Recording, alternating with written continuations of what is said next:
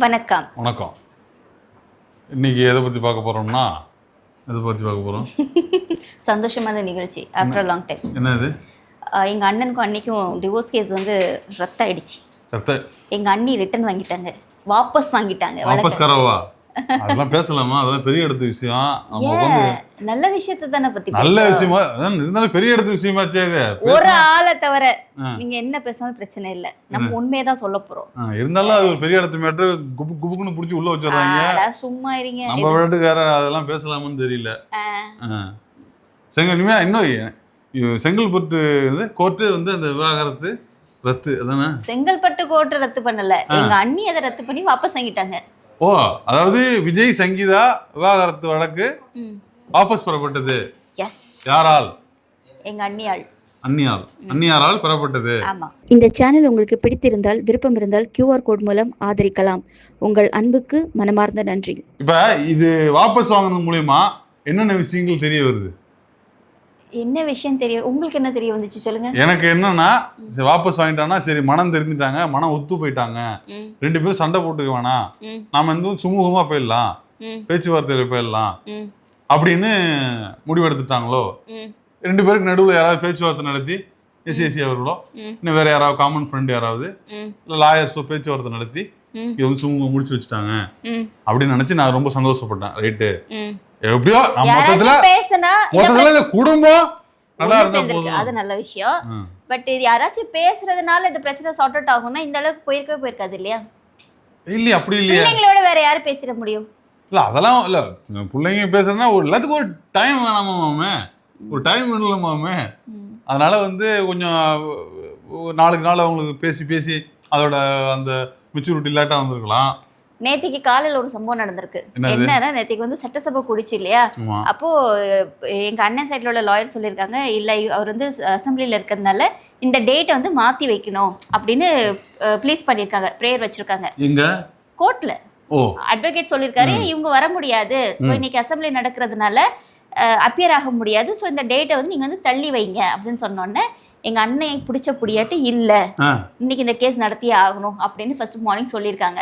அப்போ ஜட்ஜ் என்ன பண்ணிட்டாங்கன்னா, மத்தியானத்துக்கு மேல இந்த கேஸை வச்சுக்கலாம் அப்படின்னு சொல்லிட்டு, ஏன்னா வீடியோ கான்ஃபரன்ஸ் ஒரு மாதிரி இதுவா இருந்தாரு, டிஸ்டர்பா இருக்குறாப்லையா காலையில மத்தியானத்துக்கு மேல அது எப்பவுமே இருப்பாரு, அது விட்டுருங்க, அது அவருடைய. இப்படிப்பட்ட மனுஷன் சட்டமன்றத்துல வந்து அப்படி பாக்குறாரு, இப்படி பாக்குறாரு, அப்படி உட்கார்ந்துருக்காரு, அங்கேயே பாத்துக்கிட்டு இருக்காருன்னா அவருக்கு எவ்வளவு பிரச்சனைல இருக்கிற ஒரு மனுஷன் ஜாலியாவா இருப்பான்? கண்டிப்பா நான் கேக்குறேன், இருக்க முடியாது. ஒவ்வொரு மனுஷனுக்கும் ஆனா மத்தியானத்துக்கு மேல ஹாப்பியா இருந்தாருங்க அண்ணன். பாத்தீங்களா, சிரிச்சாரு மத்தியானத்துக்கு மேல எல்லாம். நான் பார்க்கல, சிரிச்சாரு. அப்படியா? ஆமா, மத்தியானத்துக்கு மேல கொஞ்சம் ரிலாக்ஸ்டா இருந்தாரு. ஏன்னா மத்தியானத்துக்கு மேல என்ன பண்ணிருக்காங்கன்னா, வீடியோ கான்ஃபரன்ஸ் வந்தோடனே எங்க அண்ணி சொல்லிட்டாங்க, நான் கேஸை வாபஸ் வாங்குறேன். வாபஸ் கராவோ? நான் வந்து டிவோர்ஸ் போல. நம்ம மாட்ரு அப்படியே ரொம்ப ஆஹா கேக் வெட்டி கொண்டாடி இருப்பாங்க, ஸ்வீட் கொடுத்து. கொண்டாடி இருப்பாங்களா என்னன்னு தெரியல. ஆனா ஒரு மனநிலை எப்படி இருக்கும்னா, என்ன இருந்தாலும் நான் மனைவிடா, என்னால உன்னை விட்டுட்டு போக முடியாது. பொதுவா வந்து இந்த வைஃப் கேரக்டர்ஸ் இப்படிதான் இருப்பாங்க. இப்ப சில பேர் கேட்கலாம், அப்ப இதுக்கு நீங்க கேஸ் போட்டீங்க அப்படின்னு. கேஸ் போட்டது உண்மைதான், கோவத்துல பண்ணிருக்கலாம். அவங்க என்ன அடிப்படையில வாபஸ் விட்டுருப்பாங்க? நல்ல எண்ணத்து அடிப்படையிலயா, இல்ல ஏதாவது கிரிமினல் வேலையா, இல்ல என்ன அடிப்படையில வாபஸ் பண்ண? நிச்சயமா கிரிமினல்லாம் சொல்ல முடியாது. ஒரு வைஃப் வந்து கண்டிப்பா கிரிமினலா இருக்க மாட்டாங்க. நீங்க தான் சொன்னீங்க வைஃப்னாவே ஒரு மாதிரி இருப்பாங்கன்னு.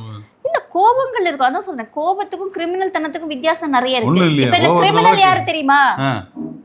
கேஸ் போட்டாங்கல்ல, கோர்ட்ல வந்துச்சுல, அவங்க எழுதுனாங்கல்ல, இந்த மாதிரி ஒரு பேரை வச்சாங்கல்ல, இந்த பேர்னாலதான் எங்களுக்குள்ள பிரச்சனை, எங்களுக்குள்ள வேற எந்த பிரச்சனையும் இல்ல, பழகாதீங்கன்னு சொன்ன கேக்குறேன். ஆனா மறுநாள் எங்க அண்ணன் அப்படி கெத்தா போய் அப்படி மேட்சிங்கா போய் நின்ற உடனே ஒரு ட்ரிகர் பண்ணி விட்டுருக்கும் தானே. என்ன உங்களுக்கு அவங்களாம் ஒண்ணு ஆகி போச்சு, கேஸ போட்டீங்க, அதுக்கப்புறம் யாரு கூட போனா உங்களுக்கு என்ன? ஒரு ஃப்ரெண்டு கூட ஒரு நிகழ்ச்சிக்கு ஒரு இதுக்கு போக கூடாதா? எங்க ஃப்ரெண்டு கூட எல்லாம் நீங்க போங்க, மேட்சிங்கா போறது என்ன தெரியலையா? அதாவது இப்போ சரி விடுங்க அந்த விஷயத்தை. கோஇன்சிடென்ஸா கூட மேட்சிங்கா போறீங்க. சரி இருக்கட கோஇன்சிடென்ட் கூட விட்டுறலாம். நேத்துக்கு இந்த சம்பவம் கேஸ் கோர்ட்டுக்கு வருதுன்னு தெரிஞ்சதுக்கு அப்புறமும் ஒருத்தரால பிரச்சனை சொன்னா அவங்களே போய் சந்திச்சாங்கன்னா வீட்டுல போய் எவ்வளவு கோவம் வரும் ஒரு மனைவிக்கு? இதுல என்ன கோவம்? பிரச்சனை வந்து இவ்வளவு நாள் ஆயிடுச்சு, எல்லாம் கேஸ் நடந்துகிட்டு இருக்குது இருக்கு. ஒரு ஃப்ரெண்ட போய் வீட்டுல போய் பாக்குறதுல என்ன வெளிப்படையா தானே போனா உங்களால பிரச்சனைங்கும் போது நீங்க போவீங்களா? நான் மறைஞ்சு போனா வெளிப்படையா போக முடியாது. அப்படி யாரும் தப்பாலாம் வெளிப்படையா தானே நான் போய் பார்த்துட்டு வரேன். அந்த வெளிப்படையா போனதுலதான் ஓஹோ இவ்வளோ நடந்ததுக்கு அப்புறம் நீங்க பண்ணுவீங்களா? கேஸ கொடுக்க மாட்டேன்டா, டிவோர்ஸ் கொடுக்க மாட்டேன், என்ன ஆனாலும் நான் தான் மனைவி, நீங்க friend so and so whatever, நீங்க அப்படிதான் இருக்க முடியுமே தவிர நல்ல விரும்பிங்களாட்டு மனைவின்ற அந்த ஒரு பொசிஷன் இருக்குல்ல, அந்த பொசிஷன் வந்து எனக்கானது. ஏன்னா அவங்கள பொறுத்த வரைக்கும் அவங்க வந்து இன்னொரு மறுமணத்துக்கு போறதோ இல்ல இன்னொரு விஷயத்த அவங்க பத்தி யோசிக்கக்கூடிய லேடி அவங்க கிடையாது. அவங்க வந்து ரொம்ப ஜென்யூனா அப்படியே இருந்திருக்கிறாங்க. இன்னொன்னு பிள்ளைங்க எல்லாம் வளர்ந்தாச்சு, அவங்களுடைய ஸ்டேட்டஸ் வேறன்னு வச்சுக்கோங்களேன். இப்போ ஒருத்தரை பார்க்கும்போது தெரியும் இவங்க எந்த அளவில் இருப்பாங்க அப்படின்னு. இப்போ பாலிவுட்ஸ்லாம் நிறைய டிவோர்ஸ் நடந்துட்டு அடுத்து அவங்க வந்து செகண்ட் மேரேஜ் பண்ணிக்கிறாங்க, இன்னொரு பார்ட்னர் தேடிக்கிறாங்க, அது வேற கல்ச்சர். பட் சங்கீதா அண்ணியோட கல்ச்சர் அது கிடையாது. அவங்க வந்து ரொம்ப ஒரு மாதிரி அவங்க ஊருக்கு போயிட்டாங்க, பிள்ளைங்களோட இருந்தாங்க, பிள்ளைங்களுக்காக பார்த்தாங்க. இப்போ கேஸ் வரும்போது கூட இங்கே வந்தாங்க, அப்போ கூட அவங்க வெளியே தங்கணும்னு சொல்லலை. அந்த டைமில் கூட அவங்க என்ன சொன்னாங்கன்னா நீலாங்கிற வீட்டில் நான் ஸ்டே பண்ணிக்கிறேன், அந்த கேஸ் முடியுது வரைக்கும் தான் ஒரு ப்ளீஸ் பண்ணி அவங்க கேட்டிருந்தாங்க. ஸோ அவங்களுக்கு வந்து ஒரு தேர்ட் பர்சனோ இல்லை ஃப்ரெண்ட்ஸோ அவங்களுக்கு நிறைய இருப்பாங்க. பட் அவங்க அதெல்லாம் நாடி போகலை. அதுதான் அங்க முக்கியமான பாயிண்ட். அங்கேயும் என்னுடைய கணவர் வீட்டுல நான் இருந்துக்கிறேன் கேஸ் முடியறது வரைக்கும், எனக்கு ஒரு பாதுகாப்பு வேணும். அதை விட பாதுகாப்பு உங்களுக்கு வேற எங்கேயும் இருக்க முடியாது இல்லையா?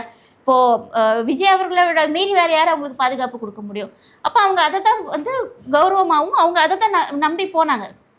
இப்போ அவங்க கேஸ் வாபஸ் வாங்குறேன்னு சொன்ன விஷயமும் என்னுடைய கணவர் எனக்கே சொந்தமானவர், 1000 சண்டை போட்டு அது இல்லாம சரி இது வந்து சுமூகமா பேசியே வச்சுக்கலாம், பேசி முடிச்சுக்கலாம், இதுக்கு பிரச்சனை ஆயிட்டு ஏன்னா அவர் சிஎம் ஆயிட்டாரு.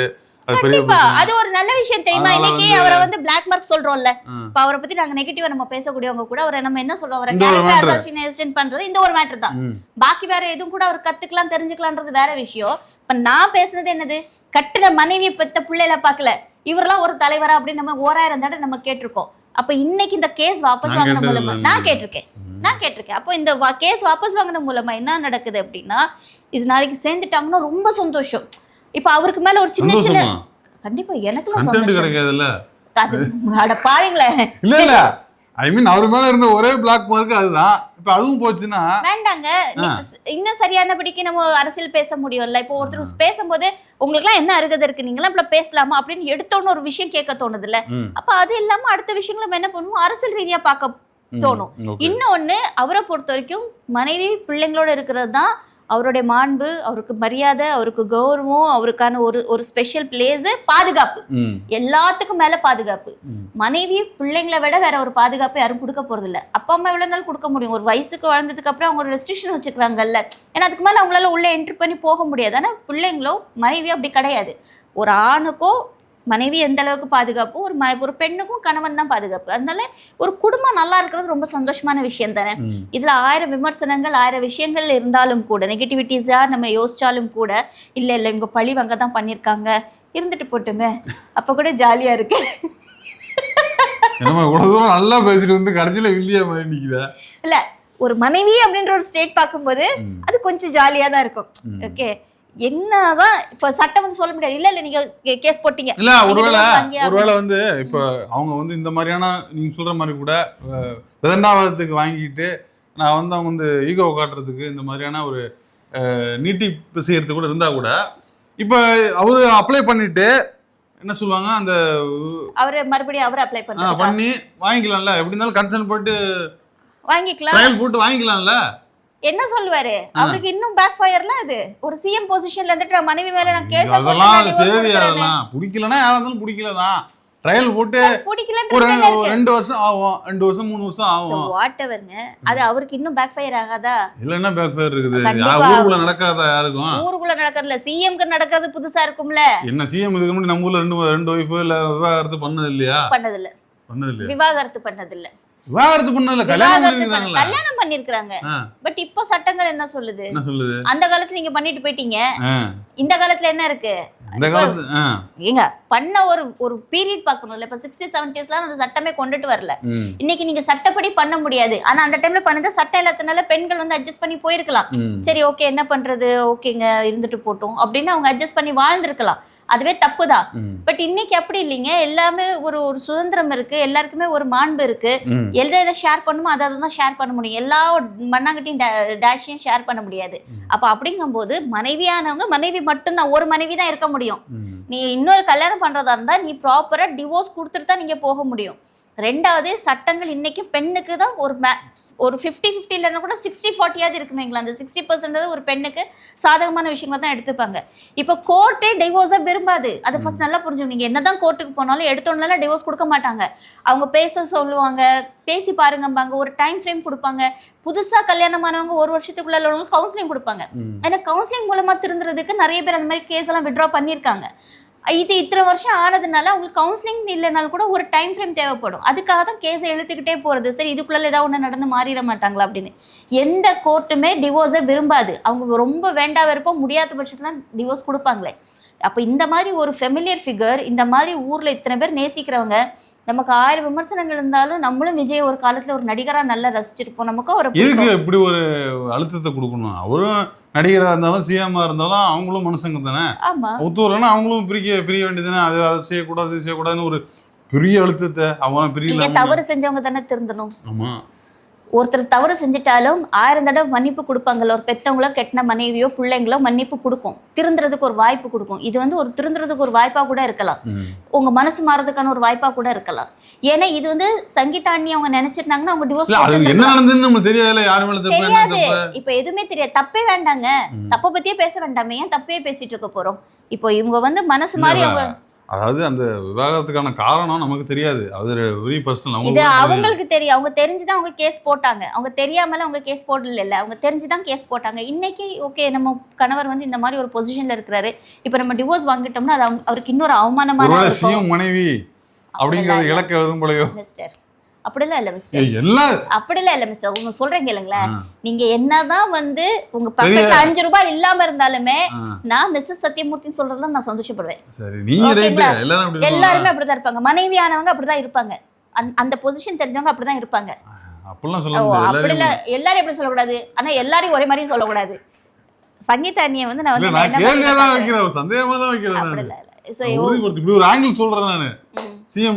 மந்திரி வைஃப், அமைச்சர் வைஃப், கலெக்டர் வைஃப். விஜய் அவர்கள் சிஎம்ஆ இல்லனாலும் ஒரு நடிகனா இல்லனாலும் கூட ஒரு சாதாரண மனுஷனா இருந்தாலும் கூட, ஏன்னா அவங்க லவ் பண்ணி கல்யாணம் பண்ணிருக்காங்க.